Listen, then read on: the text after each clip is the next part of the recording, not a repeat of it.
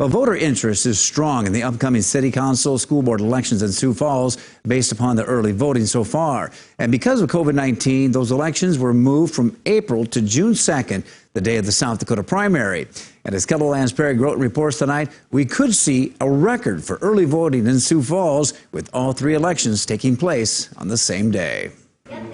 Abby Sweer of Sioux Falls is voting absentee to avoid standing in line at her precinct and risk exposing herself to COVID-19. And I think it's important.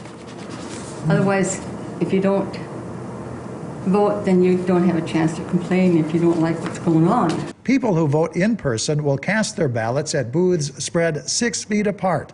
Election officials are working to make the voting process as safe as possible. We also have a precinct sanitation kit that has wipes and other things that are peculiar to precincts, so we can sanitize the precincts. So we've got some protections out there for the public and our workers.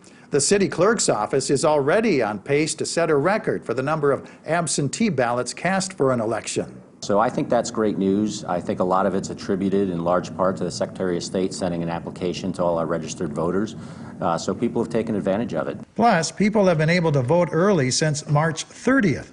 That longer time frame, plus 3 elections, the city council, school board, and the state primary, bunched together, will mean many more ballots to count on election night.